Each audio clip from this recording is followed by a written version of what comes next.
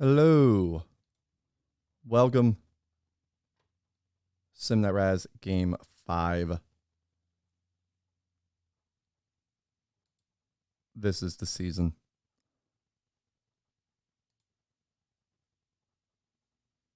I just have to get this into the chat, or whatever, into the file, into the room, whatever it is. Words. Into the Facebook group.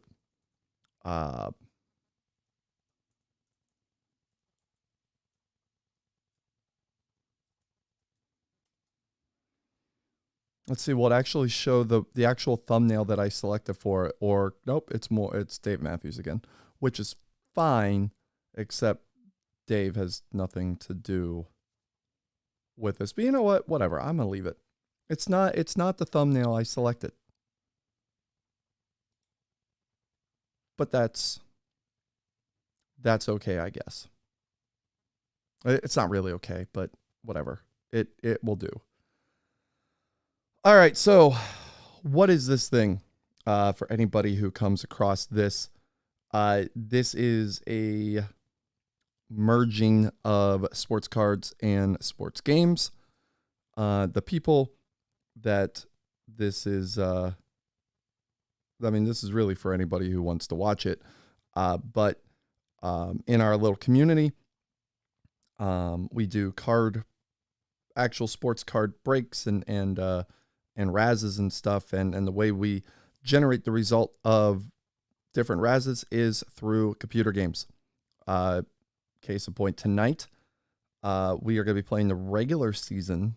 It'll be the regular season only tonight. The playoffs will be tomorrow, but of a random era draft, 1980 settings, 2020 teams, that will be playing for one of four prizes. The World Series champion will receive a 2021 Bowman Chrome light box, which has the black and white diamond parallels in it and could have an auto too. Never know.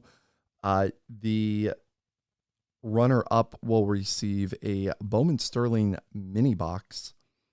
And then we're going to random two 2021 Bowman Chrome mega boxes to other people based on awards or accomplishments or something that their players do. We'll run the randomizer tomorrow night to see who gets those. But also, they're all getting cards from two 2021 Bowman Chrome hobby boxes. And so it's a hybrid of a team break and a game. So what I'm going to do is I'm going to play out the season, and I always do this quite slowly and very nerdy. I really do get into this. I might kind of hustle it up tonight. We'll see. I may not. I'm going to actually make this full screen. And just to show people that their players, because everybody got to pick one franchise icon. For instance, Baltimore chose 30-year-old Cal Ripken Jr. They had to pick a player and a season. So Arizona took 2015 Paul Goldschmidt. Atlanta took 1971 Hank Aaron. It's older Hank Aaron. It's interesting that this version of Hank Aaron was taken and not, say, 1969 Hank Aaron, but it was 1971 Hank Aaron. And we saw the Orioles, the Red Sox. The Red Sox took Ted Williams, 1941 Ted Williams. He of 406. The White Sox took 1920 Shoeless Joe Jackson. So this is end of the road Shoeless Joe, though it should have been prime Shoeless Joe. It's another one where I'm kind of surprised you couldn't take the 1911 because he was with Cleveland then, and that makes sense. That one makes sense. The Cubs, who'd the Cubs take? They took 1929 Rogers Hornsby. That's correct. The Reds, they took 1962 Frank Robinson. The Cleveland took, and this really gives everybody a chance to see the rosters and how things kind of look, but 1999 Manny Ramirez.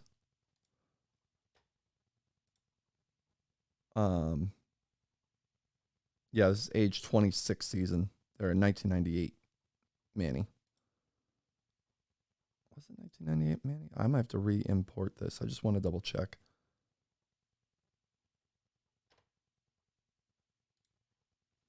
Give me just 1 second to and actually it could be, yeah, I'm gonna guess that it is okay.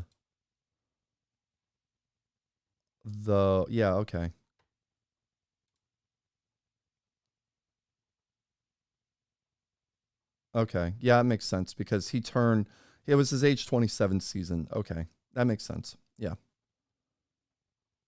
You'll have to forgive me. My head is, I don't know. Anyway, the Rockies have Ellis Burks, who is currently in left field, but we have to make him the center fielder.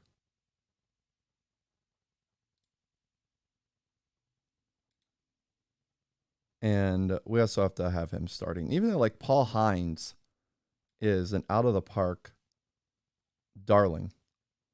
I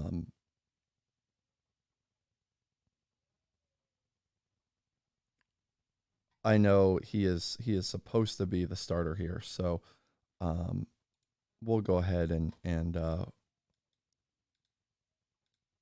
we'll do that.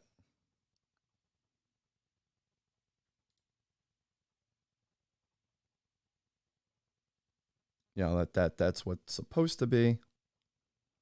Yeah.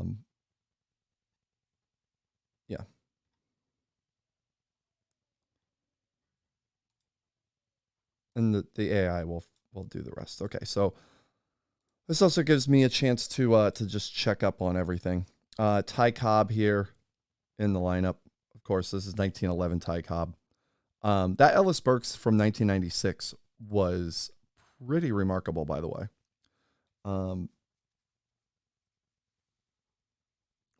Was quite good. Now, I also want to just check something. I'm guessing, yeah, the guys who come later, their stats don't show up. So like Matsui doesn't. Okay, yeah, that makes sense. See, this is me just sort of meandering through stuff. Penn State is playing Ohio State. I would like to watch that game. I think we actually have our first pitcher here as Mike Scott, 1986 Mike Scott on the mound. Yeah, you can see him. Only his 1979 stats. Okay, that's very interesting. Yeah, this is age 30 Mike Scott. Royals have George Brett from 1980. He's the only 1980 player to be brought into a 1980 season. He was the only one, which when you hit 390, you could do worse. Of course, Mike Trout, 2018, Mike Trout brought aboard. Roy Campanella is doing the catching for the Los Angeles Dodgers. That's 1955, Roy Campanella. The Marlins have a pitcher. They have 1996 Kevin Brown, who was rather remarkable. Had the highest WAR of any Marlin for a single season in their team history. The Brewers have Christian Yelich, the 2019 version of Yelich. The Minnesota Twins have Kirby Puckett. And this is one where so if you had the Twins, you also had the Washington Senators history because they moved from Washington to Minnesota. I really love that Jackie Robinson. I know I did this in the reveal, but I forgot that Jackie Robinson was here, and I love that. Walter Johnson from, I think it was 1913, had a WAR of 16.5. And I was like, I'm amazed that he wasn't the pick, though. I mean, how would you remember, 1923 Babe Ruth is here for the Yankees. But yeah, that Walter Johnson, like I just figured on Baseball Reference, you can look up the best single seasons in history according to whatever stat you choose. And I looked up by WAR, and Tim Keefe of 1883, I believe it was, had the highest WAR ever. It was like 20.5. But the highest post-1900 player was Walter Johnson's 1913 season. The Mets have Dwight Gooden. The A's have Rube Waddell, which I love. Maybe they actually probably have the two best pitchers here, like the best 1-2 atop a rotation with Waddell and Dennis Leonard, and there's Lee Smith and Craig Kimbrell. And Tom Gorman's here. I really like this A's staff. They also have Jordan, 21-year-old Jordan, Mel Ott. I was looking at Bill Freehan, but Mel Ott, they're at the tail end of his prime. They have Pete Alonso. Like, I like this A's team. Not gonna lie, I really like this A's team. The Phillies have Steve Carlton, and Bob Ewing and Felix Hernandez. That's not a bad team either, or bad rotation at the very least. The Pirates, I mean, who else? Roberto Clemente. This is the 1967 Roberto Clemente. The Padres threw a little bit of a curveball. Chris Nice threw a little bit of curveball. He went with Ken Caminiti, 1996, roided up Ken Caminiti, which I get. I would have thought Tony Gwynn would have been a cinch for that. But actually, looking at the Padres again, what did they have in their outfield? I don't remember. I would have gone with, it's just me, but I would have gone with Tony Gwynn, like 94 Tony Gwynn, and not thought twice. The Giants have 2001 Barry Bonds, who might destroy everything in it. Like, look at his power rating. It's 192 for crying out loud. What is it against lefties?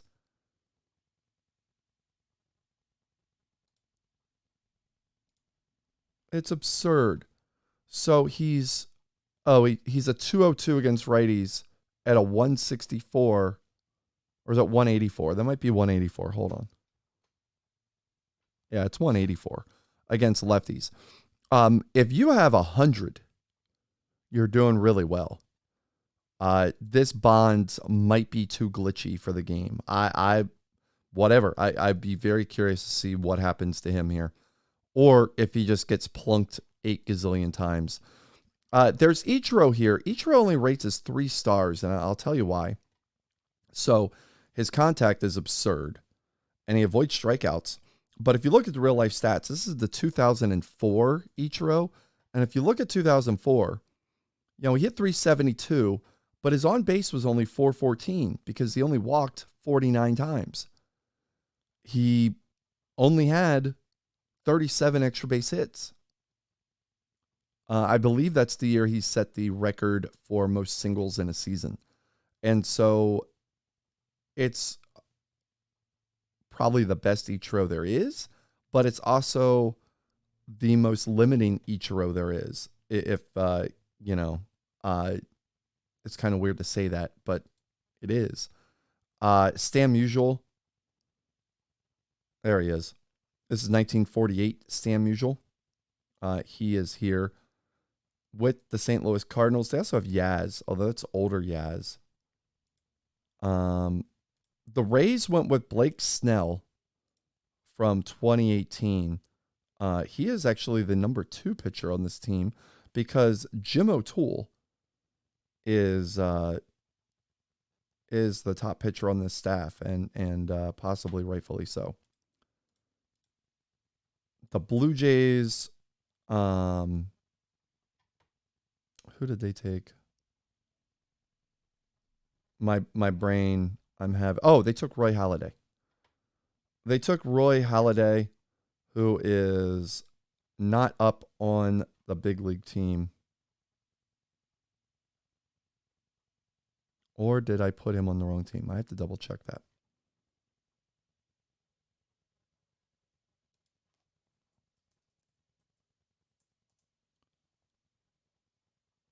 No, he's there. So where did he go? Oh, I'm looking at the Rangers. Duh. Oh, good Lord, Comey. Okay, there's Roy Halladay. And Mike Hampton. And Fergie Jenkins. That's going to be a very formidable staff there in Toronto. And the Washington Nationals took Vlad Sr., 2002 Vladimir Guerrero. All right. So I think we've seen that.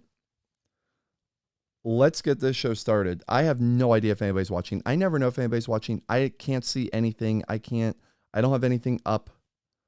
I guess I can pull this up and see if I could see things as it goes, because again, I don't think anybody's actually watching this right now. It says there's one viewer, which would be amazing because it's Saturday night on Halloween weekend. And here I am. So, all right, we're going to sim up to opening day. We'll look at the preseason predictions. If I had, honestly, I don't know. I'm not as this week. I love to nerd over all this stuff and really get into it. I haven't been able to. I wanted to on Friday. I came home and was a complete a rock, like just nothing coming out of me Friday night. Halloween week in a middle school setting is great if you're the kids, I guess. If you're the teachers, not so great. Not exactly the best there. It was a very stressful week. So, predictions getting generated right now. All right. Let's take a look. Now, the one thing that happened, I want to look at something. I want to look at the Giants. I'm wondering if there was a recalc on ratings. Yeah, there was a little bit. There was a little bit here as Bonds' power dropped slightly. Yeah, it dropped slightly. It's accounting a little bit for the era and also for Bonds' age. So, all right. The only prediction I really have is that I think the A's are going to be pretty high up on the predictions. That's the only thing I've got. Let's take a look. Oh, I was right. So it looks like the Royals have the best record in the American League according to the predictions. The A's looking strong in the AL West. Yankees, Red Sox. We've had some really epic Yankees, Red Sox rivalries in previous games. And this maybe, I mean, the AL East has never come out the way the game thought it would. And here it's showing 4 AL East teams under 500. I will doubt that will happen. Angels, Rangers looking solid. Tigers looking like a 90-win team. Again, according to the predictions. Now, injuries are on very low and trades are on very low. I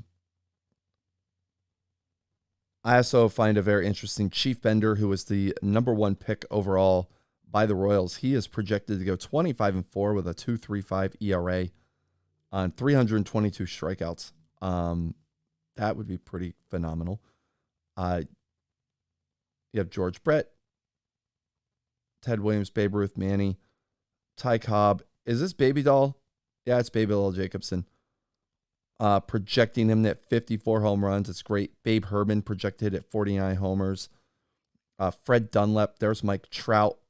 Only projected at 277, which is interesting. Denny Lyons, looking also very solid. In the National League, Atlanta looking strong in the NL East. Nobody else is. Cardinals predicted to win 97 games, 6 ahead of the Reds. And the Padres and Dodgers might be up for a fight here. The Padres looking very strong, at least in the preseason predictions. And the numbers for Bonds that are projected: 296, 471, 694, 59 homers, 135 RBIs. That would be pretty amazing. Meanwhile, Epirixi, looking at 21-8 with a 2.98 ERA. Doc Gooden, 14-9 with a 2.46. Lefty Grove projected at 347 strikeouts. Oh my God, this is gonna be very interesting. Who's this? Pat Malone? Yeah, Pat Malone projected at 362 strikeouts. Yeah, it's gonna be a fun season. This will be a fun season. Let's jump to the first month. So the way this works is I play out a month at a time. Then we go and look at standings, we look at statistics, we look at injuries, we look at anything interesting that happened. This will stop at the end of March, and I'll just take it to May. All right.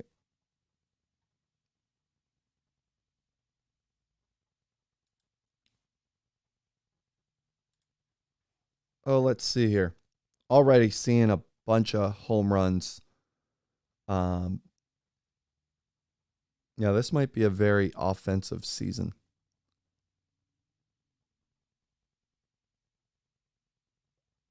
Oh, Carlton didn't give up any runs for a little while. Yankees are doing pretty well to start. The Royals doing what was expected of them. The A's really off to a good start. The Padres under 500 here as we get towards the end of April. The Dodgers streaking to a 23-6 record. Let's go ahead and take a look at the standings after 1 month of play. Okay, so all of the AL East is under 500. In fact, all of the East just sucks right now. I mean, the Braves are the only Eastern team over 500, and they're 17-16. The Royals, the A's, and the Dodgers are the class of the league in April. Now, those of you that have watched these in the past, you know that at least one of these teams will probably fall off some, because we always see a team or 2 or 3 that jump out to really solid starts and then just kind of fall off. Now, looking at statistics,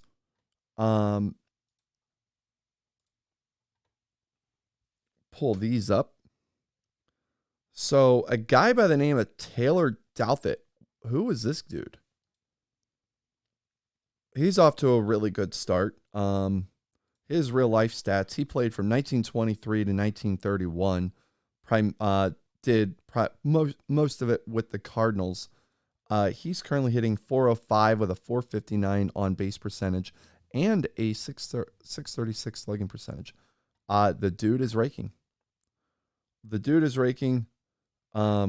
He does have the ratings to back it up. Like, this is not just a case of, I mean,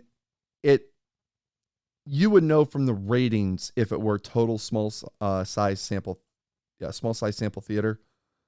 Small sample size, that's the one.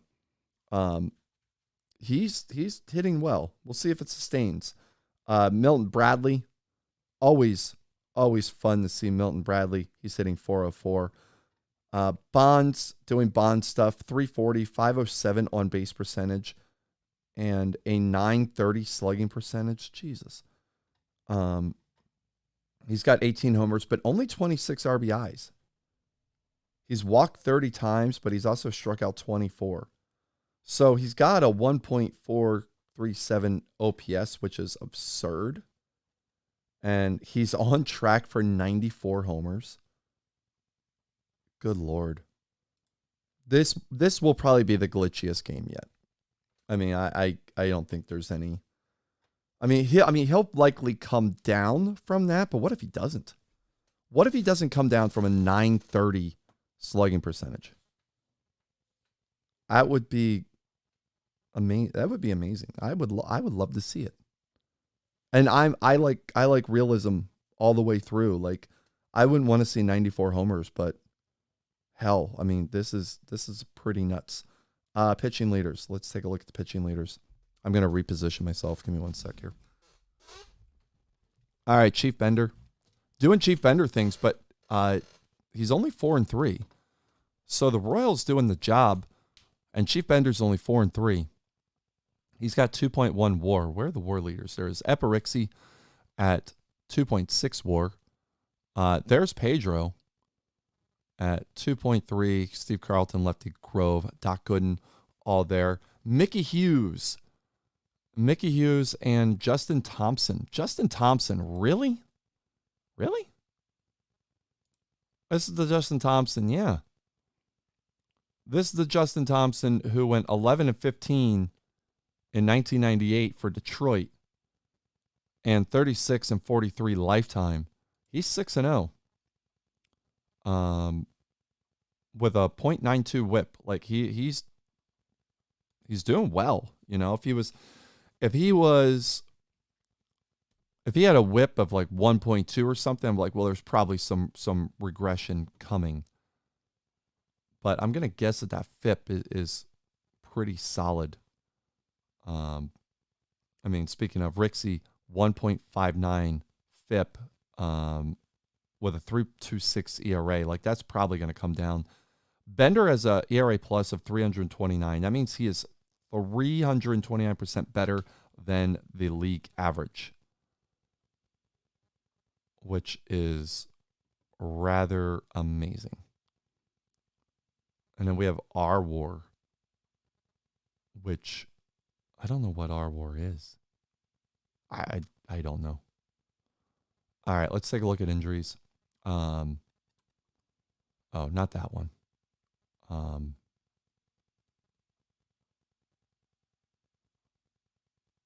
Yeah, I guess it is this one.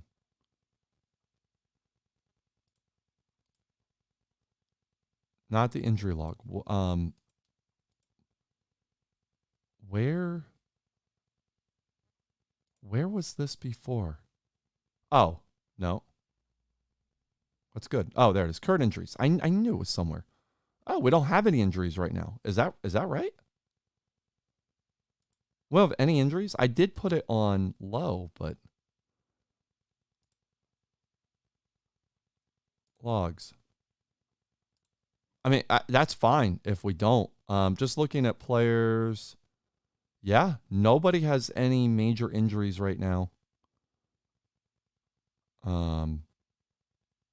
Yeah, Very interesting. Let's look at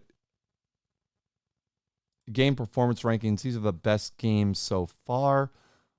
Lefty Grove tossed a one-hitter, struck out 20 against the Phillies. That happened yesterday. Look at that stat line. That's absurd. One hit, 20 strikeouts. Everybody in the lineup, everybody in the starting lineup struck out at least twice because Steve Carlton only had one at bat. Who got the hit? It was Greg Norton.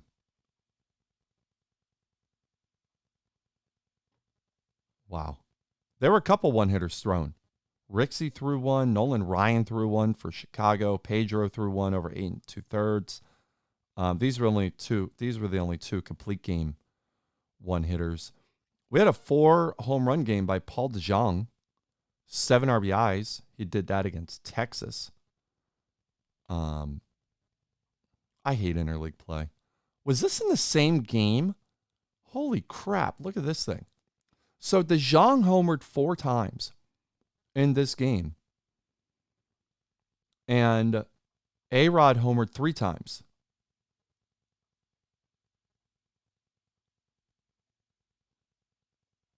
That is ridiculous.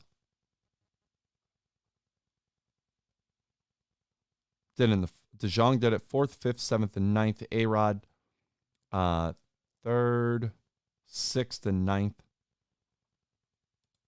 It's in the same game. That's crazy. That's absolutely crazy. Other, 3 home run game for Baby Doll. Barry with a 3 home run game. Richie Sexton with a 3 home run game.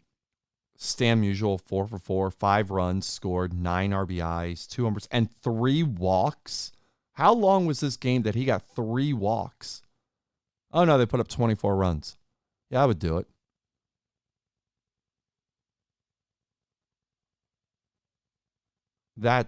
So where's Musial? So he was on base 7 times. He had 2 home runs. He had a double. 9 RBIs. What's his on base? It's only 448.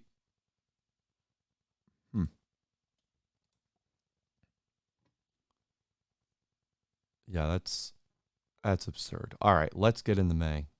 These are crazy. All right, it looks like we have 2 viewers. We've doubled in viewership. I'm actually able to see this a little bit.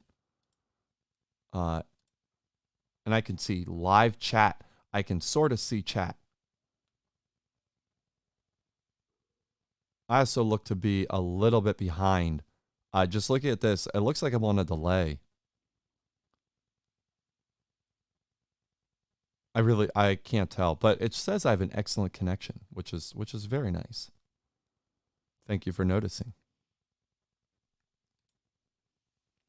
All right, we're coming up. This is going slower. My computer's been kind of acting up.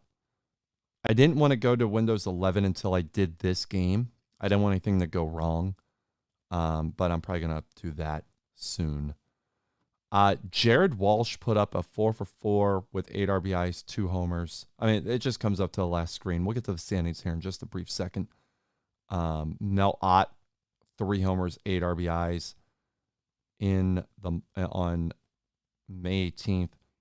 Babe Ruth, 2 homers, 6 RBIs.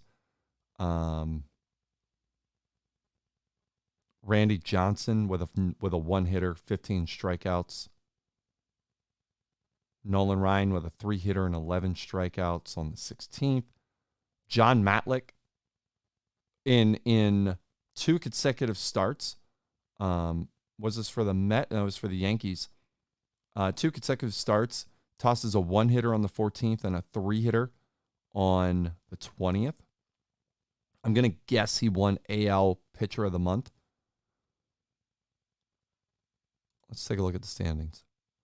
So, lo and behold, Toronto leads Boston by half a game in the East. The Yankees are a game back.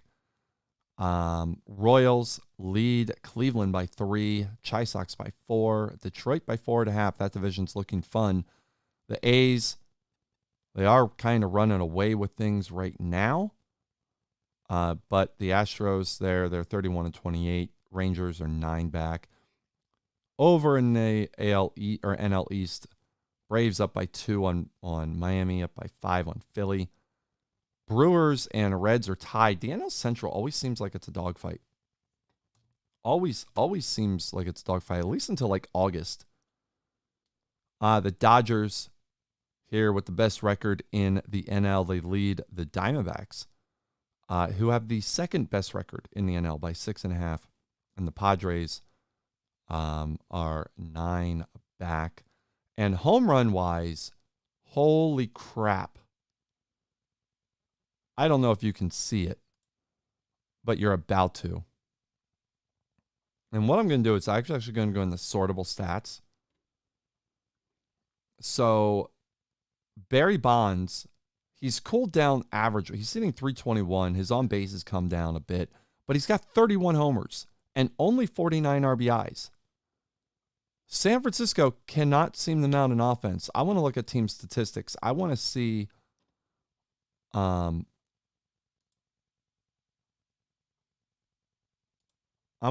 what San Francisco's doing with the batting stat. Yeah, they're hitting 231 as a team, 307 on base.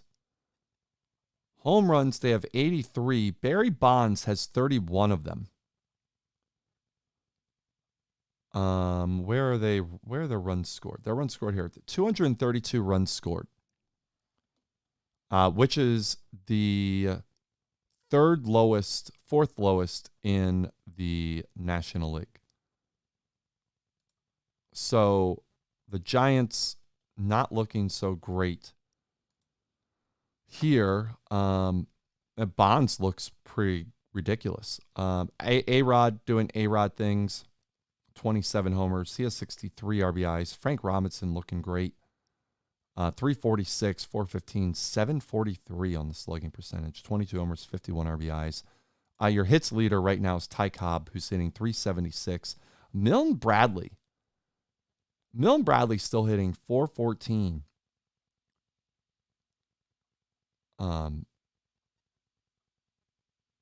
He's got a BABIP of 489. There's going to be regression coming for him, I'm sure. Bonds leads with a 270 OPS. Then Mike Sweeney's only got 10 at bats. Then Milton Bradley, Babe Ruth, Ted Williams, Frank Robinson, Manny. Like guys like Jim Northrup is like the next non-ringer that we could have here. Although I'm really happy to see Klondike Douglas performing well. I noted him in the draft. His name's Klondike Douglas, for Christ's sakes. Like he's like, come on. When did he play? He played 1896 to 1904 with the Cardinals and Phillies. Never hit. He hit above 321 once. No, he had 329 in his age 25 season. I don't know what I said before that, but he hit over 300 3 times, but only once as a regular, and that's the season we're getting. So Toronto getting some good Klondike Douglas. That makes me happy. Let's take a look at the pitching stats. So our wins leader right now. Wait, what? Oh. Wait, what? Oh, this is by batters. So we have a couple players that are playing, that are double dipping here. So Ben Sanders for the Dodgers, pulling a decent Ohtani, 257, 322, 508, 13 homers, 31 RBIs, 7 stolen bases, so in 12 attempts. But he's also 5-2 with a 107 WHIP, 3.55 ERA. I mean, that's pretty good. So this is going to be something we have to pay attention to, because we also have Adonis Terry, who he's hitting a lot. He's not hitting well, but he's there. Monty Ward, not pitching well. I mean, Colorado. Although, well, he's getting blown up by walks. 34 walks won't really do the job there, will it? Pete Conway, another guy who's hitting well, but he probably shouldn't be. Yeah, he probably shouldn't be. I don't know if you can hear my girlfriend in another room laughing at Hocus Pocus. That's happening.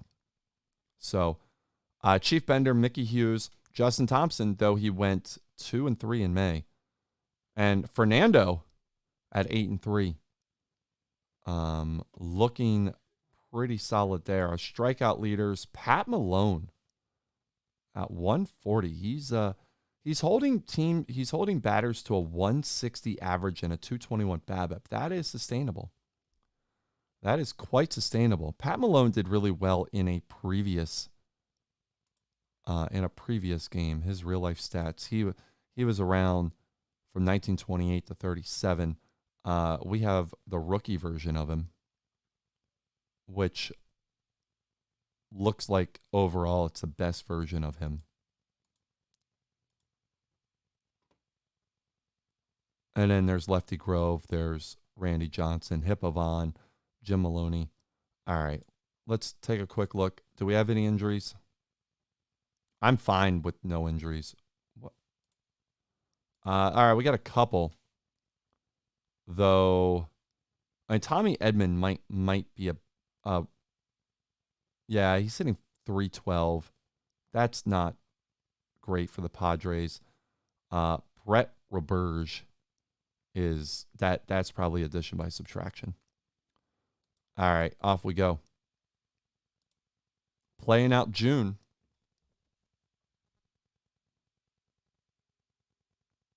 You'd think I would probably have like music in the background like Nick does for pastime. Nope. We'll just wallow in the awkward silence.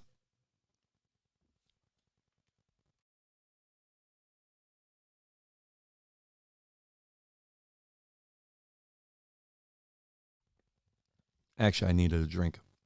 Had to mute my mic. Didn't want the, the sweet sounds of swallowing on camera. Not even on camera, on mic.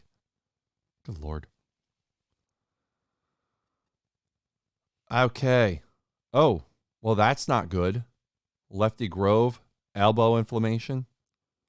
That's a blow to the Giants if he cannot continue.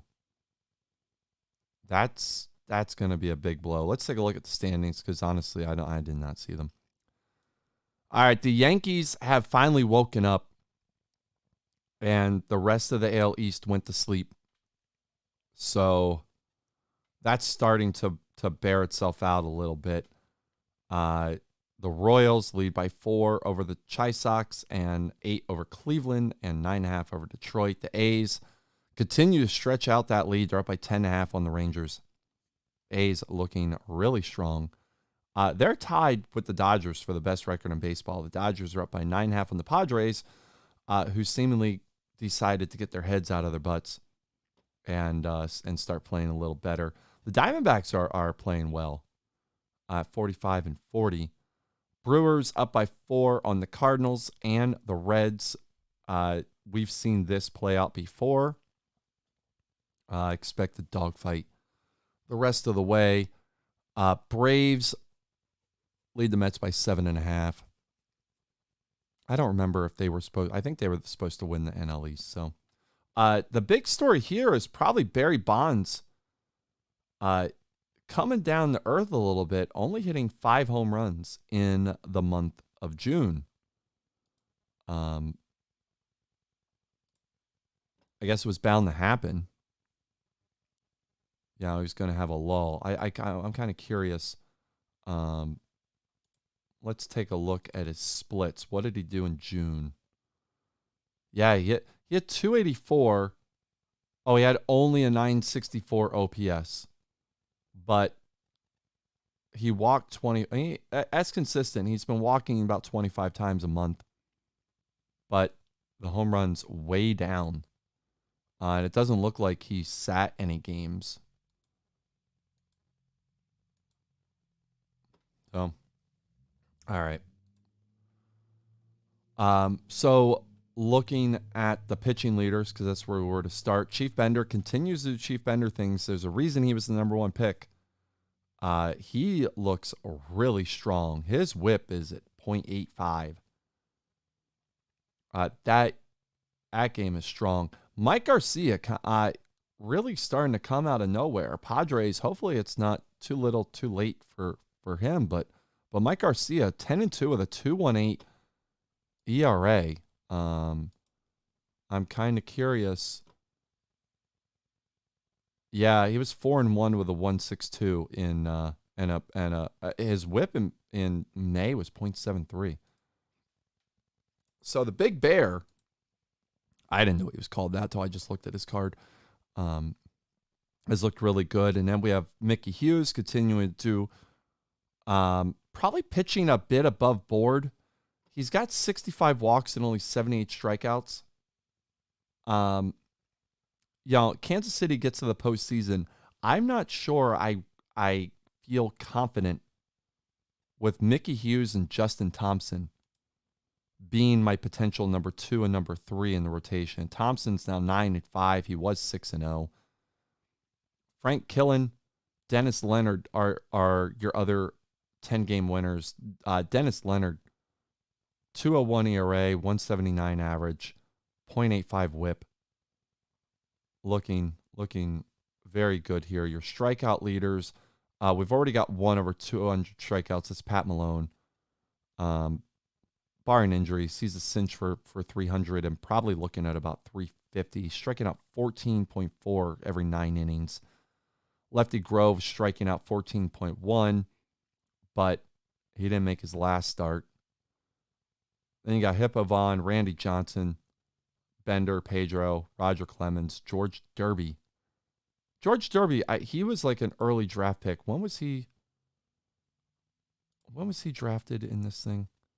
Yeah, he was a 6th overall pick. So only 7-6, but pitching quite well. Pitching very well. What's the save situation look like here? Okay. Archie McCain. Who is this dude? What's the real life on him? 37-41. Brief career.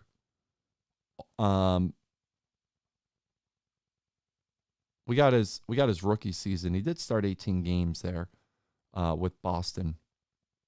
Didn't pitch all that great, but he's pitching well here. Well, his whip isn't that great. Slim Harris, Walt Masterson, Dan Otero. At least no Dan Otero. We've heard that name before. I mean, obviously we've heard Craig Kimbrell and Chris Davinsky. Kimbrell is holding teams to a 108 average. He struck out 79 against 16 hits and 43 1/3. That's quite good. Quite good. In terms of games started, like of pitchers who've actually pitched innings, Joe Beimel has a whip of 0.64, which is pretty remarkable. All right, let's look at the batters. Hit leader right now, Ty Cobb hitting 383. Where is Milton Bradley? Oh, he dipped to 394. Shoeless Joe hitting at 347. Looking very good, of course. There's Ichiro. Ichiro has 6 home runs. But his isolated power isn't good. He only has 11 doubles. How many he has 40 strikeouts too, which is higher than you would expect. Shoeless Joe only has 14. Home run leaders. Barry and A-Rod tied. Frank Robinson, Jim Edmonds, Pete Browning, Baby Doll, Dave Fultz, Babe Herman, George Tebow, Hank Aaron, Hank Aaron's having a decent season.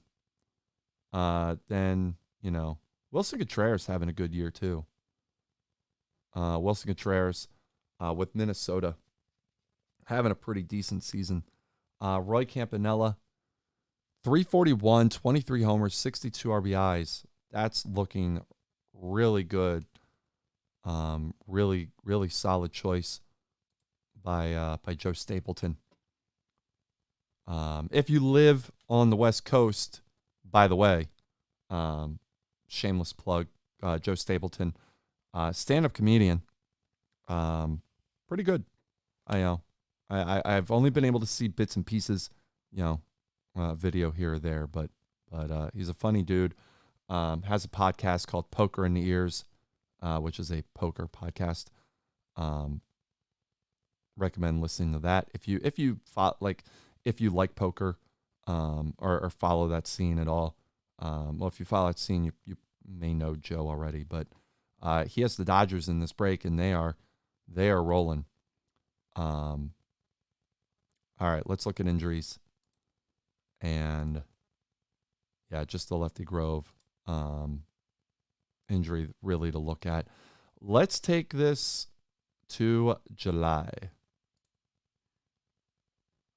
I haven't looked at any of the trades. Like, if there's been any trades, I put them at low for a reason. I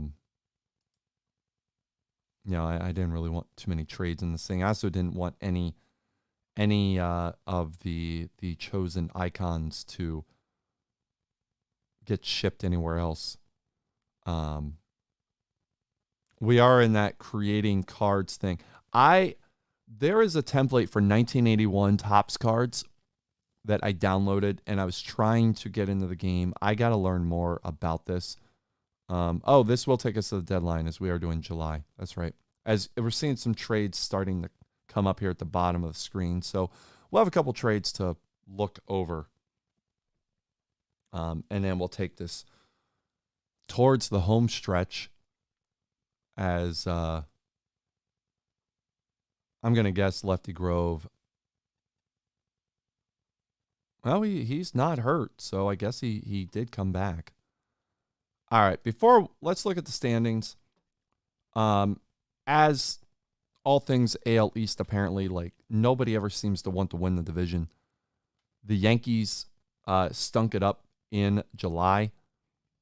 They're now a game and a half behind Boston. Toronto has fallen off. In the Central, the Royals lead the Tigers by 5.5 and the White Sox by 7. Cleveland has fallen off 15 back. The A's still looking like they're the goods here. They're 13.5 up on the Rangers and 15.5 up on the Astros and 17.5 up on the Mariners and 18.5 up on the Rangers. Everything else is really close here. It's just there's here. Braves have widened their gap. They're 10.5 up on the Marlins. Everybody else is really clustered there, and none of them are good. The Brewers up by 1.5 on the Cardinals, and the Reds have fallen to 6.5 back. And they get the Dodgers, who are 8 up on the Padres. They cannot seem to really just put them away. They were 12 up, apparently, because they lost 4 in a row, and the Padres have won 4 in a row. Diamondbacks are 8.5. Everybody else is just sort of playing out the string at this point.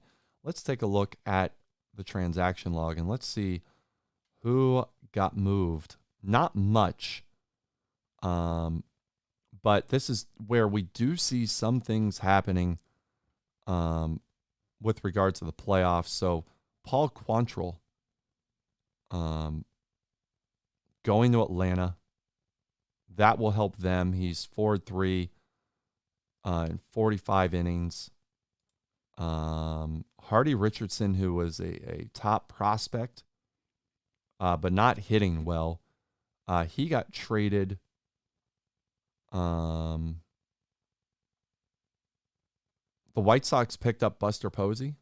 Is that correct? Yeah. He's not hitting well. He has not hit well, which is Kind of interesting. You think, but this is 24-year-old Posey. When did he get good? I mean, I guess he was kind of good there. He was injured. This was the year he was injured, I think. I'm pretty sure he had to be injured that year. And then came back with a vengeance in 2012. So Mussina got traded. This was 39-year-old Mussina, so it's not like it's a major deal. He was 9-8, 3.89 ERA. This was Mussina's last season, in which he won 20. Randy Arozarena in a trade. Going to the Orioles. Anything else? Kelly Gruber. Henry Gruber. I'm sorry. That's kind of weird. Fergie Jenkins got traded. I guess he wasn't pitching well in Toronto, but he's doing well in Los Angeles so far. Out at Chavez Ravine. What else? What else do we have going on here? That doesn't look much like anything. Giants and Yankees made a trade. John Henry Johnson going to the Yankees for prospects. John Henry Johnson was 0-7.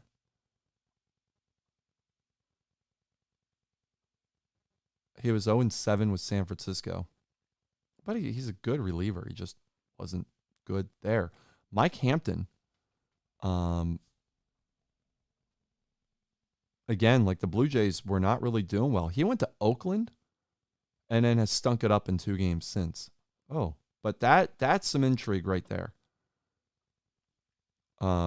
This guy, Odrasamer Despaigne, like that's one.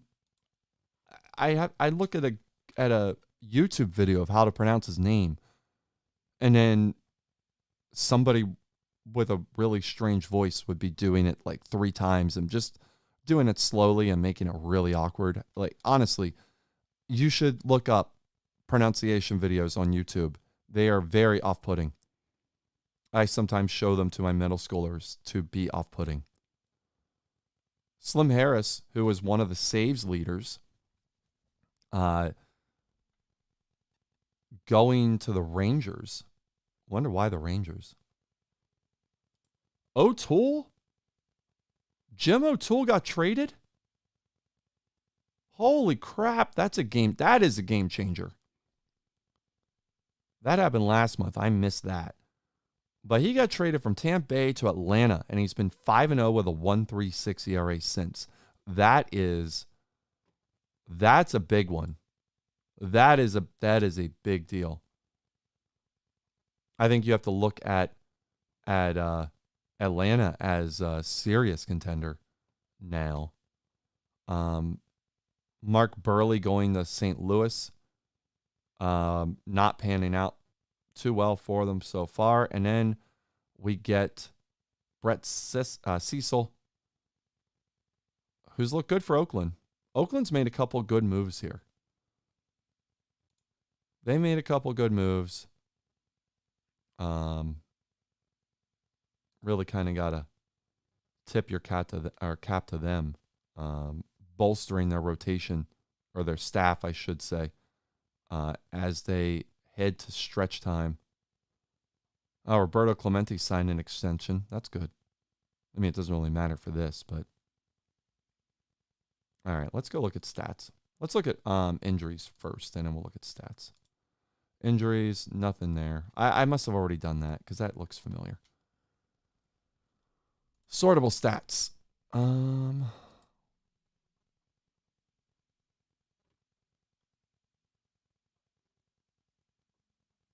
What just happened here? What am I looking at? I'm looking at all players, batting stats. Okay, so they're there. What scope am I looking at here?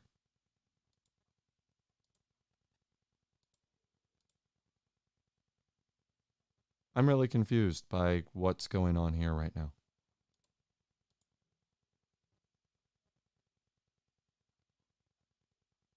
This is bizarre.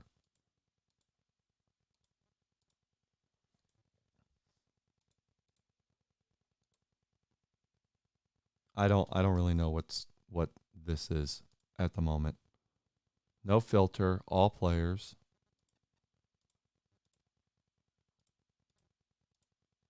There we go. I guess I had to split up.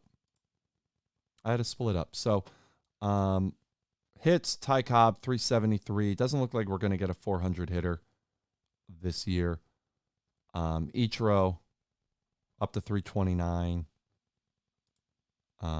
Doubles, Dave Stapleton with 42 doubles leads everything. Von Hayes would be there with his 41 doubles and sub 300 average. Ty Cobb has 15 triples. Stan Musial with 13. Musial looking like he's been better all around because you throw in the 25 homers and the, we can, let's pull this back. Musial, 362, 431, 694, OPS of 1.125, OPS plus 204. Yeah, he's been better than Cobb. All right, so Bonds, A-Rod. Bonds having a crazy July, 13 homers in the month. Still only 87 RBIs. I mean, the dude cannot do it all himself. He can't, obviously. Hank Aaron with 36 home runs. Looking solid there. Ted Williams, only hitting 340, but 35 homers, 88 ribbies. Chris Chambliss showing up. Anybody else that's surprising? Zeke Benora with 31 homers. Good for him. Runs bat end leaders. A-Rod at the top of this. Then you get Milton Bradley, Freddie Lynn, so on and so forth. Runs scored. Babe Ruth, Pete Goldschmidt doing some good things there. Babe Ruth also 124 walks. Who's been hit by a pitch the most? Klondike Douglas. 23 times. Our stolen base leader, Ty Cobb, 41 steals. Charlie Babb, 32 out of 33. Our WAR leader, Babe Ruth, 8.5. Barry Bonds, 8.3. Though I really thought Bonds would run away with that. But he hasn't. All right. Pitching stats. And again, because it's all batters. Duh. We don't have a 20-game winner yet. Charlie Bender not pitching his best in July. Yeah, 2-2 with a 2.01. I mean, granted, that's not terrible, but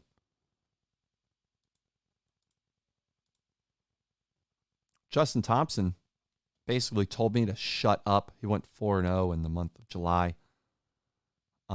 Dennis Leonard looking really good for Oakland. Though this is really setting up for Chief Bender to win the Cy Young, I think. Strikeout leaders, Pat Malone, 255. Hippo at 223. Only 6 guys are over 200. Which is, I don't know, kind of surprising. Our saves leader, Davinsky and Kimbrel with 26 and 25 respectively. Mudcat Grant is 1-14. Who's he pitch for? He's pitching for the Orioles. Even in fake baseball, the Orioles just cannot catch a break. So yeah, we've got some real pretty. He's a -1 win player. What's the worst? It's 1.7 by Scott Strickland.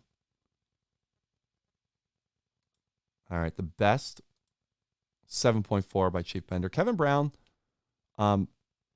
doing a solid job. Jim O'Toole there again, really turning around since coming to Atlanta. All right, let's go. Let's next month.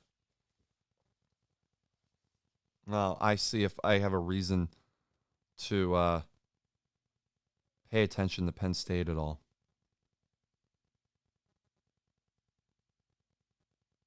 Well, they're actually Okay. It's 17-10 Ohio State. Spoiler alert, I'm sorry. We're midway through August. Yep. Again, they're the Red Sox and Yankees doing Red Sox and Yankees things, which is good because there isn't another race really to talk about right now. This is not as thrilling, at least in terms of divisional races. We did get to a 20-game winner. Chief Bender told me to shut up and got the 20 wins, 4-0 in August. Basically, I have to criticize a pitcher, and then they do really well, apparently. Jim O'Toole's hit one batter. This is just one batter. He did finally lose a game, but he's 9-1 with Atlanta. Tom Glavine's showing up here. I don't think I've said his name yet. Wilbur Cooper doing the same. He's looking pretty solid there for Milwaukee. I'm wondering if Milwaukee has come back into focus. Rube Waddell, again, I love this dude. If you don't know the story of Rube Waddell, look him up. Consult the Google and look this dude up, because he would be a reality star today. Except nothing he did was ever orchestrated. He was his stories are ridiculous. I really you have to read it. Like, you don't want me to tell you. You have to read it. Pat Malone is over 300 strikeouts. Lefty Grove will get there. Lefty Grove's hit one batter. He struck out 288, hit one batter. It looks like we'll probably get maybe 5 pitchers over 300. That we might get that. I'm kind of wondering. Yeah, what is Ben Sanders doing? He's 13 wins, 35 home runs. Wow. That's pretty phenomenal right there. I mean, he was a legit two-way player.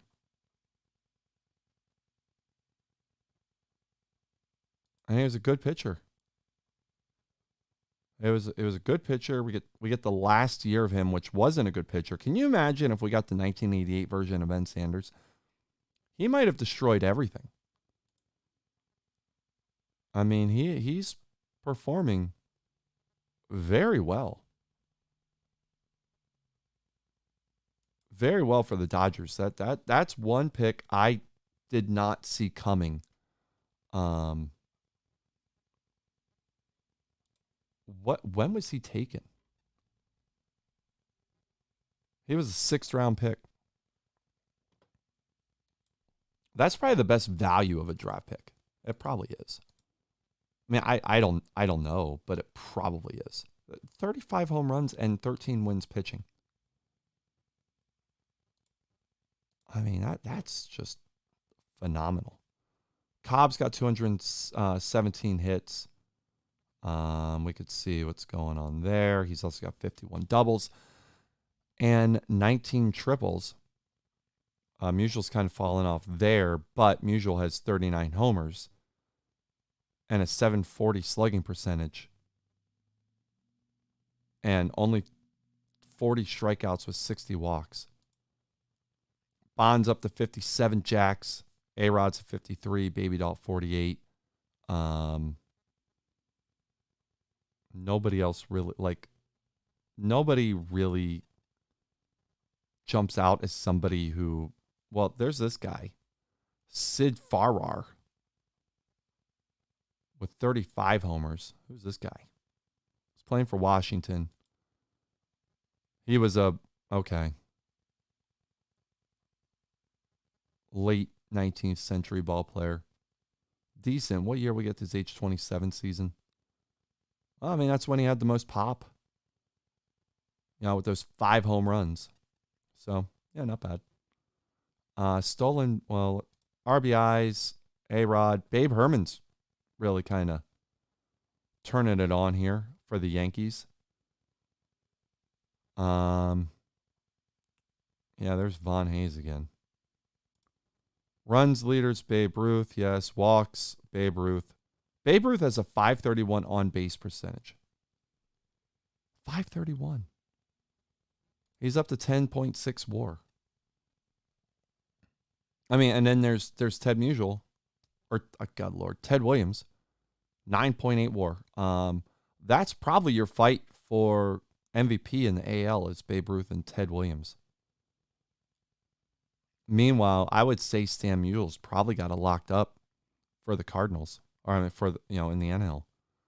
I say probably, but you never know.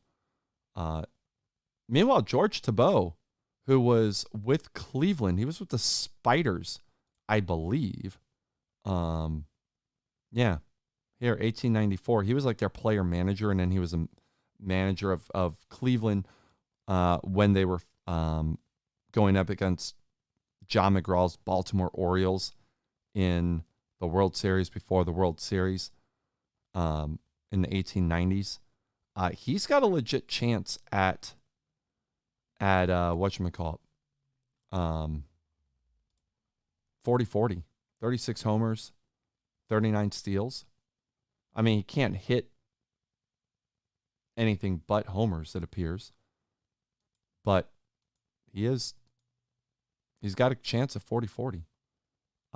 Anybody else? No. No, though Dave Foltz will get 30-30. All right. Any injuries? We got a few. Anything that really sticks out? Clem Labine out for 3 weeks. So that's one, but he'll be back, and the Braves are rolling to that title. So, all right. Let's take a look at the pennant chase. And we've got a race in the AL East. It's a 2-team race. The Rays are not part of that. We don't really have a race in the NL East. In the Central, Royals have led wire to wire. The Brewers are up by 5 on the Cardinals. That is something to monitor. Of course, the A's are 15.5 up.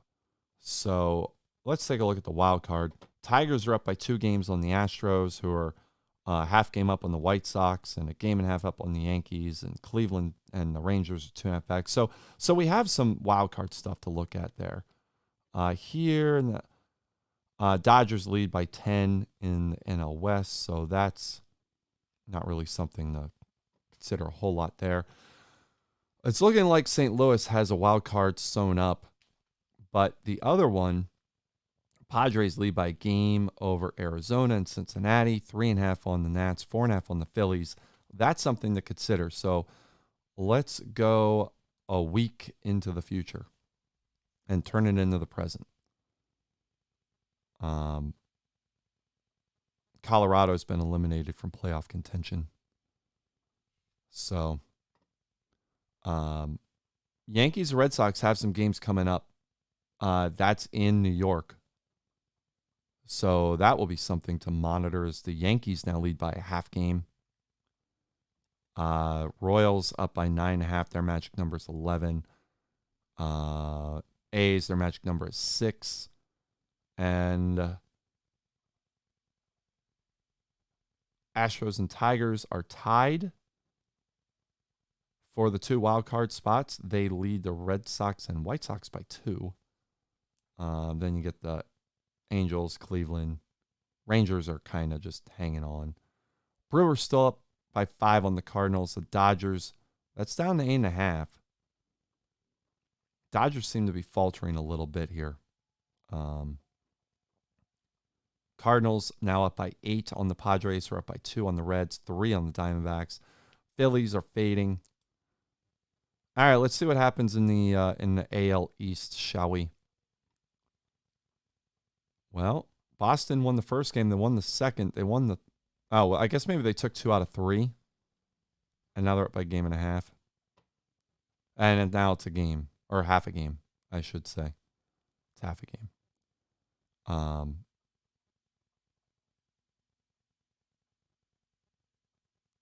The Red Sox have the better schedule, at least, with 12 left. Royals, their magic number is 5. A's have already clinched. So we're really looking at the wild card and the AL East here. Astros, Tigers, Yankees, White Sox, Angels are your teams of note here. Braves, magic numbers 3. Brewers are up by 4.5 on the Cardinals. That's something to monitor. The Dodgers, their magic number is 4. And then magic number for the Cardinals to clinch a wild card is 2. Padres have gotten a 5.5 game lead on the Reds, while everybody else has virtually imploded. So let's take it to the final week, and then we'll see if there's anything worth playing out. We are not going to play the playoffs today. Playoffs will be tomorrow at noon Eastern time. Dodgers have clinched. Brewers and Cardinals have clinched spots. The Braves have clinched. All right. So, final week of the season. Yankees have 7 left. Red Sox have 6, and they're all at home. Red Sox are a half game back. Yankees have all their games at home too, which is a odd end of the schedule. Royals have clinched. A's have clinched. Looking at the wild card, Astros up by 1.5 games. The Red Sox currently are up by a half game on the Tigers, and the White Sox are 3 back. So there's 4 teams still fighting there. Braves have clinched. Brewers, their magic number is 2, but they have 3 games in St. Louis, so that's not settled yet. That's not settled. They still have something to play for there. Dodgers have clinched, and all of this, the wild card looks pretty well clinched. Padres, their magic number is 2. So let's finish today. And we're tied. Boston and the Yankees are tied now. And there's a 3-way tie for the 3rd wild card. Cool. I dig that. Down here, nothing doing there. Astros are at the Yankees. So those are some meaningful games. And then the Astros have to go to the Braves. I don't know if the Braves will really be playing that much, but all their games are away, and their average opponent's winning percentage is .548. That's going to be pretty tough. The Astros, their playoff percentage chances are 96.7, but I don't know. The Red Sox are considered to be at 82.7, while the Yankees, who are tied with them, are only at 58.1. Always kind of wonder why that is. Probably because the Yankees have to play the Astros. That's probably why. So we'll finish the day. Yankees are up by a game now. This is kind of all we're looking at. The Red Sox and Tigers are tied. White Sox are down by a 1.5 games. We don't really have anything else to look for here. This is all clinched, right? Padres, their magic number is 1. I mean, that's going to happen. Let's go to scores. I'd rather see the scores than this. I don't know that I'm going to go and play highlights tonight. We do have this where I could hide scores. All right, let's do Dodgers at Royals. Royals won that one 6-3. Let's do Blue Jays at Red Sox. Red Sox won that, even though Klondike Douglas hit his 33rd homer. Oh, Pete Rose, who I haven't said his name at all because he's toiled in anonymity. anonymity. Yeah, I said that. I think I said that right. 284, 31 homers, 90 RBIs, but not really a factor this year. So Red Sox get the win. Now we go Astros, Yankees, and the Yankees get the win. So everything holds in the AL except the Astros and Yankees are now tied for the wild card, for the top wild card spot. The Red Sox are a game back. We do have to play the White Sox one here, and the White Sox won 3-0. So we also have the Angels who won. They stay kind of alive. We'll finish the day.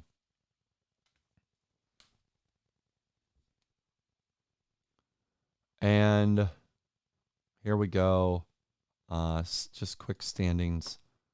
Astros are up by 1 on Boston. They're tied with the Yankees, effectively. Everything's clinched in the National League. They're now just jockeying for position. Brewers have currently the best record in the National League. So you're starting to look at Brewers against the wild card and Dodgers against the Braves. And then here, maybe the A's against the wild card. I think that's clinched. And then be the Royals against the AL East champion, whoever that may be. Well, we got to start looking at that. So let's go Blue Jays, Red Sox first. And Red Sox win 9-1. We'll shoot up here. Tigers at Royals. Royals get the win there. Where's the Yankees, Astros? There it is. Astros get the win. Astros get the win, which means we're tied in the AL East. The Angels, I don't think they're alive. I don't know. Are they still alive? Those are all I needed to see. I said I would do this relatively quickly, and no, I never do this relatively quickly. White Sox are still alive. The Tigers have faded. They're 2 back. Astros, their magic number is 1 because there's 3 games to play. Bonds, by the way, has hit 64 homers. So we have that, but I'm guessing Stan Musial's going to win MVP. He's leading the league in batting and in batter war. Meanwhile, Babe Ruth, it's still down to Babe Ruth and I think Ted Williams. I think it's down to those two. They're having crazy seasons. Ichiro's got a 28-game hitting streak, by the way. All right, let's go to scores. If we go to a tie on the final day of the season, I'll play those games out. At least I'll play the highlights. I'll do highlights. But there's got to be a tie. So Tigers and White Sox, this is a de facto elimination game. Tigers win 5-4-12. White Sox made it interesting in the 9th, but the Tigers came back and tied it. Let's go to the Red Sox. Playing the O's. They win 4-0. So Yankees have a little bit of pressure. They're playing the Rays, who aren't good this year. They win 7-0 on only 7 hits, and none of them were homers. Angels. Angels get a win. So all these teams are winning when they have to. They're winning when they have to. But this will be the moving day. This will be in the moving day right here because we have a tie in the AL East. And we have the Red Sox and Yankees. Their magic number is 1. Tigers are not eliminated yet. But they're pretty much eliminated. So we'll play the Tigers game first. See if they at least stay alive. They don't. They're eliminated. So We might as well. Where's Houston now? Where's that game? Oh, they're down here. Are they down here? Yeah, they're playing the Braves.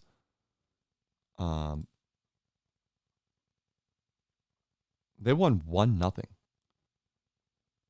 So the Astros have clinched a wild card. I guess they clinched it anyway, but well, I guess maybe they didn't. I don't know. We'll play the Yankees game first here and see. They win 10-4. So now it's all on Boston. Can they beat Baltimore? They can, 12-2. And so we're going to go the final day with a tie in the AL East.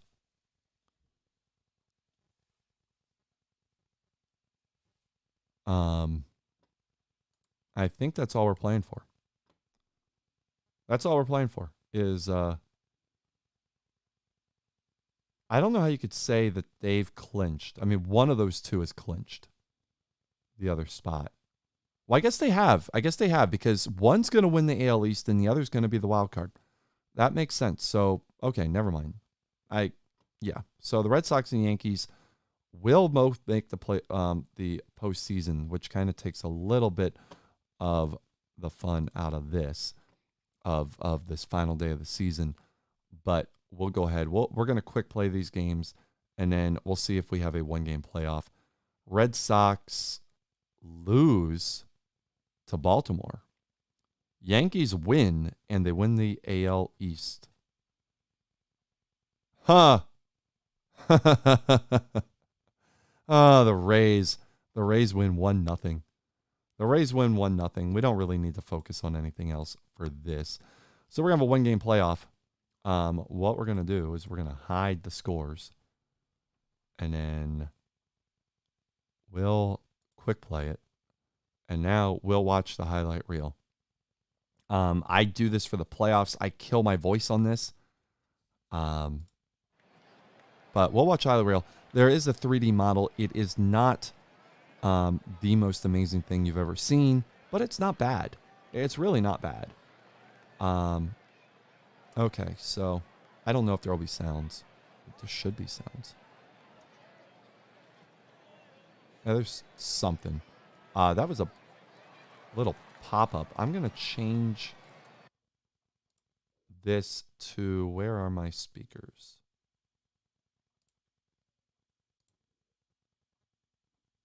Oh, there it is. There we go.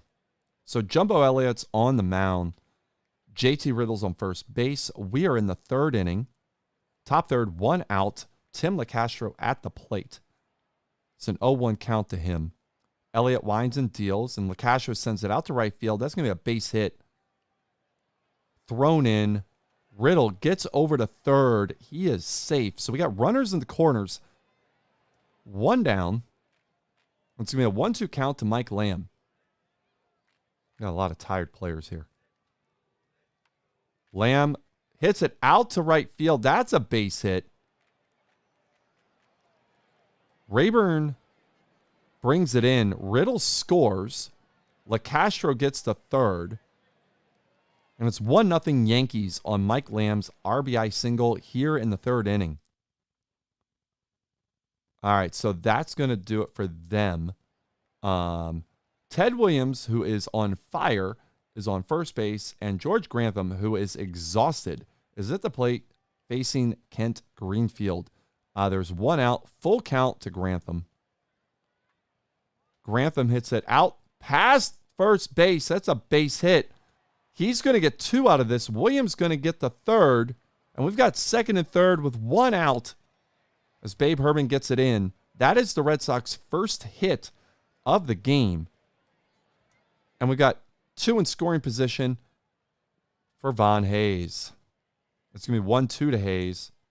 Greenfield winds. He throws it up. Hayes hits it out in the left field. Don't know if it's going to be enough to get Williams, but he's going to try. Williams gets home, beats the throw. Grantham takes third on the relay. And it's 2-1 Yankees here in the bottom of the fourth inning.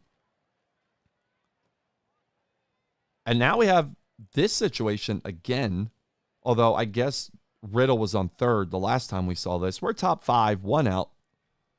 JT Riddle in second, Tim LeCastro on first, Jumbo Elliott on the mound, Mike Lamb at the plate, and a 1-2 count coming. Elliott comes set. He fires. Lamb hits it out over to first base. Hayes gets it, takes the out at first, tries to get LeCastro at second, but doesn't. And so that's going to bring up Babe Ruth. Babe Ruth, who's slightly tired. He's going to be facing a full count from Elliott. Let's see what happens. Lefty on lefty. Ruth hits it out to left field. That's going to get all the way to the monster. That's going to score at least 1. That's going to score 2. Ruth's in the second with a double. The Yankees take a 4-1 lead on Ruth's 2-run double. We are going to fast forward now to the 8th inning. This is top of the 8th. Ruth back at the plate facing Jeremy Affeldt. It's a 2-1 count to Ruth. Affeldt comes set. He throws. Ruth hits it out to left field. That's another base hit. So Ruth with a base hit, leadoff single. That's going to bring up Babe Herman. Herman's going to be facing a 2-2 count. Herman hits it out to center field. That's playable. Nope, that's over. That's over his head. Out to center field. Duffy can't get it, and Herman's going to have a double. Ruth's going to be held up at third. But the balance of the game is right here in the 8th inning. Well, we got 2 runs off camera. And so it's 6-1 Yankees. Those do happen. We do get runs off camera. 2 runs off camera. 6-1 Yankees. Bottom 8. 2-1 count. Earl McNeely at the plate. Spike Owen on first base. Tex Shirley pitching to McNeely. McNeely hits it out to right field. That's a base hit. Owen's going to get the third. And we're going to have runners on the corners with nobody out here in the 8th inning. Time running out for Boston to win the AL East. Charlie Duffy, center fielder, comes to the plate. Number 2 hitter. Ted Williams is on deck. If Duffy can get on, this is going to be interesting. It's a 1-1 count to Duffy. Duffy hits it out to right field. That's going to be shallow. And nobody can tag as Herman gets it in quickly. And that's the first out. And Ted Williams, who is on fire, comes to the plate. It's a full count to him. Shirley throws. Williams hits it out to the wall. That's going to drop and be extra bases. Williams in with a double. 2 runs are going to score. And just like that, it's 6-3 Boston on the 2-run double by Ted Williams. That's his 146th RBI of the year. And we're going to flash forward a little bit as George Grantham was retired. That's going to be Von Hayes. It's 6-3. Bottom of the 8th. Full count, 2 outs. John Henry Johnson, who was acquired earlier this season for just moments like these. Let's see what happens. Johnson winds. He fires out to Hayes. Hayes hits it out to the gap. That's going to land up against the monster. That's a base hit. And Hayes is in the second with a double. All of a sudden, the lead now cut to 2. 6-4. Yankees lead. All right, we're going to flash forward now to the bottom of the 9th. John Henry Johnson on the mound. Jerry Harrington at the plate. First pitch of the inning coming. Johnson winds and deals. Harrington hits it over to shortstop. That's playable. Riddle gets it, throws over first, and we're 1 down here in the bottom of the 9th. And here comes Spike Owen now. John Rauch on the mound to close this out. It's a 1-1 count with 2 outs. Rauch winds and deals. Owen hits it over to third. That's playable. Russell Branyan gets it, throws out Owen, and the Yankees have won the American League East. As you see them hop around there all over Fenway. The Fenway faithful do not look pleased. Let the Yankees get the AL East with a 6-4 win. Boston will be the wild card.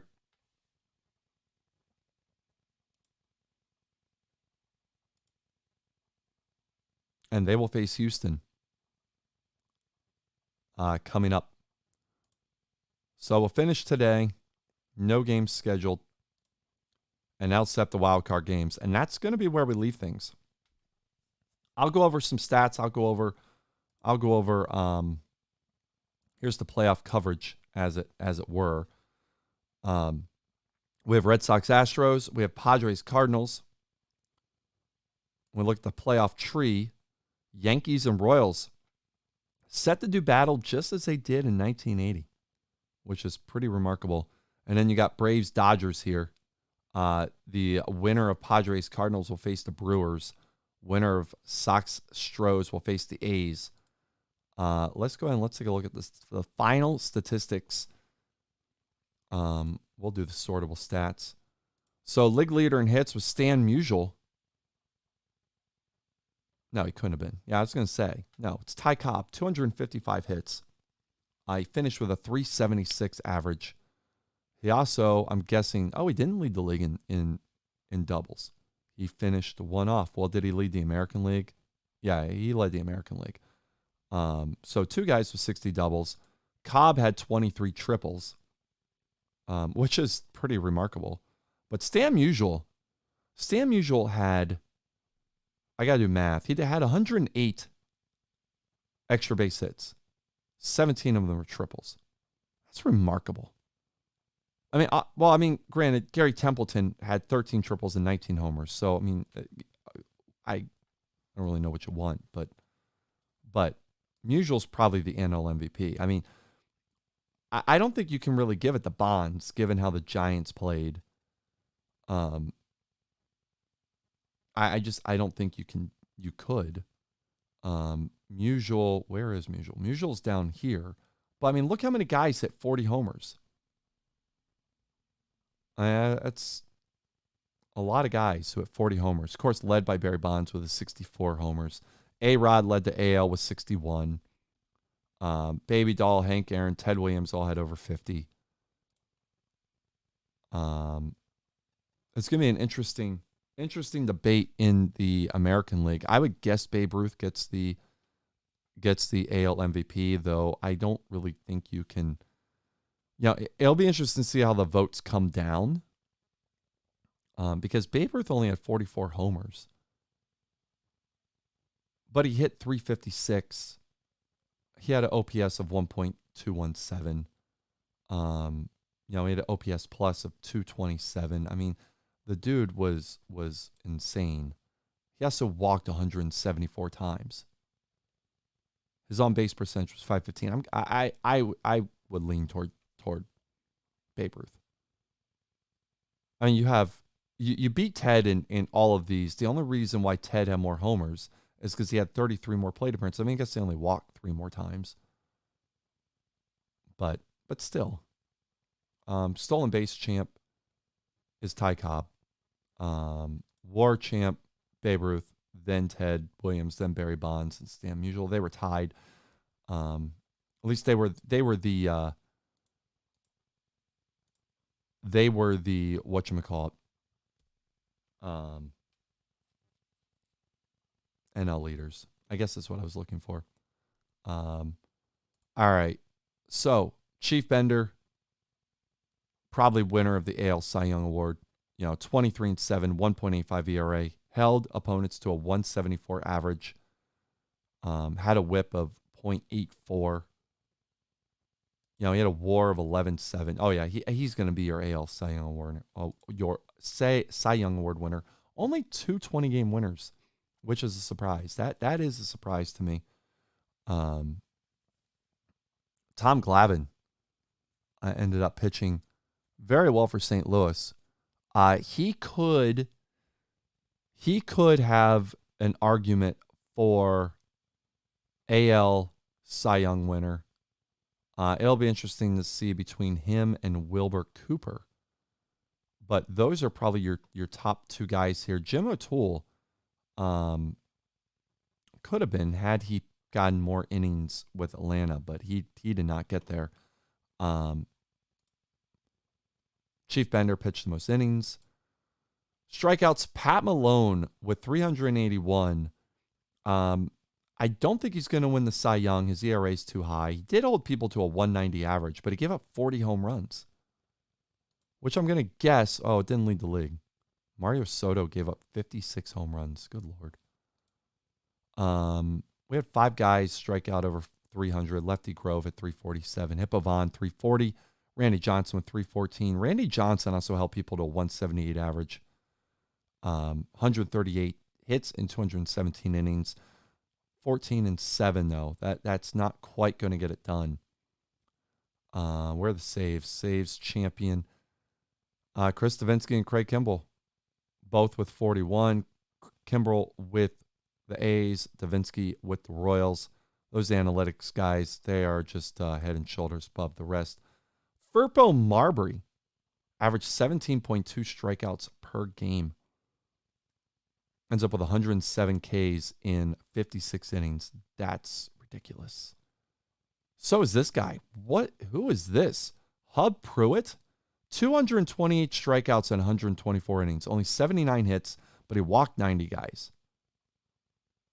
Who is this dude? Real life. Pitched kind of a journeyman.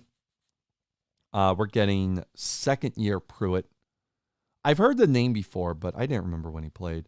He had a whip of 166. And he only struck out 5 guys in per 9 innings.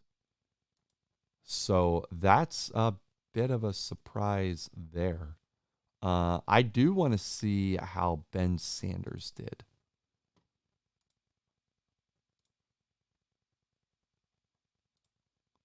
Ben Sanders hit 43 freaking home runs. Oh my God. And 17-8. I wonder how high up on the MVP list he's going to be. He had a whip of 108. He could be the MVP. You know what? As good as Musial's been, I think this is the MVP right here. This is probably the most remarkable season that we've had. It's a shame he didn't get to 100 RBIs, but he had 23 steals. He had a 9.5 WAR that was distributed pretty evenly between batting WAR and pitching WAR. He struck out 205 guys. He only gave up 191 hits. I think he's got to be the MVP. I want to save the game. I think he's got to be MVP. It's either him or Musial. I don't think I think Bonds is a distant third.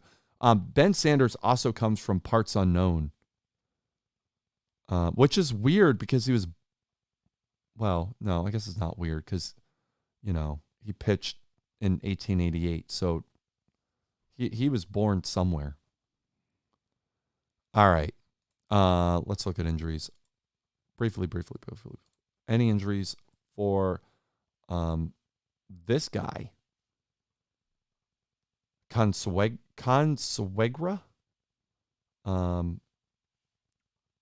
He was okay. Not sure when he's coming back. That's really about it. So, okay. All right, so we have your playoff contestants. They are vying again. 2021 Bowman Chrome Light Box and a 2021 Bowman Sterling Mini Box. That is a guaranteed auto in it. So yeah, I mean that's where things end up for tonight. I will resume this tomorrow at noon Eastern time with playoffs. I'll try. I don't care about the Eagles and Lions games, so I'll probably just do what I do and let it go long. I don't know. We'll see. Okay, so that's going to do it for me. I hope you enjoyed. We are actually right at 2 hours, which is pretty good. Scott Siebert just chimed in, or he chimed in maybe a while ago, but he said going to be watching on delay. This Penn State game is a good one, so I'm going to go do that. And I've enjoyed this. I hope you've enjoyed this, and I will